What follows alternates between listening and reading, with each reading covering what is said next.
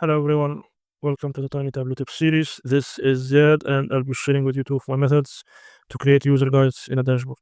The first method is pretty straightforward. First, let's create a new sheet and then let's add our ad hoc calculation and then change our marks to the shape and then add that calculation in the shapes and simply choose whatever shape you want. Press OK. Let's make it a tire view. And then in the tooltip, add whatever context we want to our users.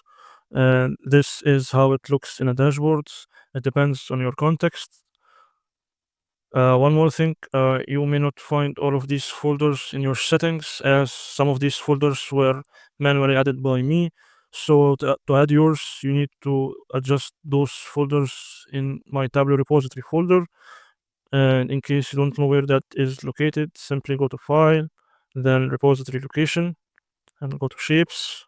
And as you can see, all of these are my palettes. You can easily add a new folder or simply add your images in any of these folders. For the next method, things get a bit more complex, so you will need to be comfortable working with dynamic zone visibility, parameters, and dashboard actions.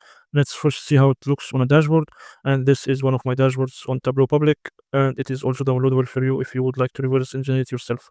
This is the guide button. When we click it, a welcome message appears for our users, so they could easily navigate through the guides as it functions as a web-based walkthrough for them. Before we get into Tableau, we need to start first with the design tool. I usually go with Figma as it makes the whole design process easy.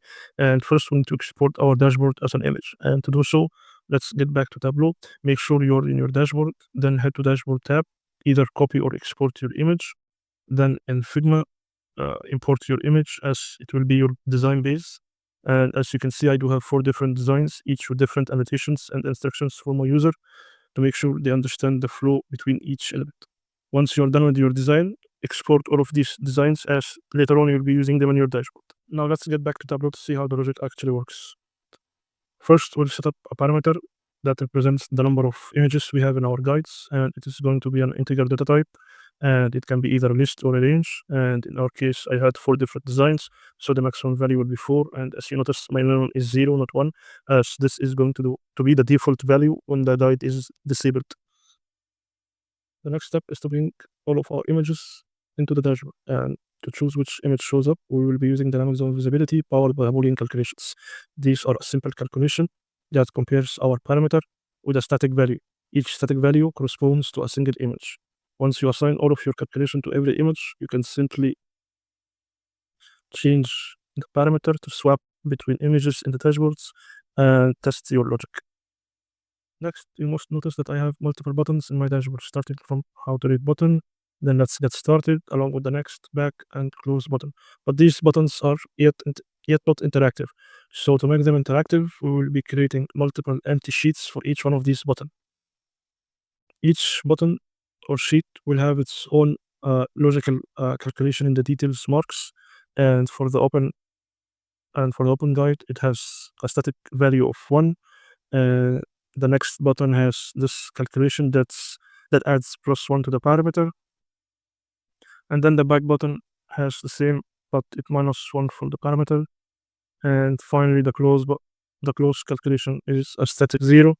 One important thing to note is that when you add the images and add your buttons, it depends on your design. Some buttons may overlap each other, and if this happens with you, make sure you assign the buttons with the same dynamic zone calculation that you have assigned with the image, so that the buttons appears based on the parameter as well. So for example, here for the image 3, I do have multiple sheets that I have assigned the dynamic zone value. This is the back and the next as well. And when we go to the next image, it has different dynamic zone calculations. Finally, we'll bring everything together by setting up dashboards actions. Since we have multiple buttons with different functionalities, so for each functionality, we'll be creating a different change parameter actions. To set up your actions, go to dashboards and select actions, and from add actions, select change parameters. I do have all of my 4 change parameter actions over here. They all are pretty the same logic, so let's take a quick look at one of them.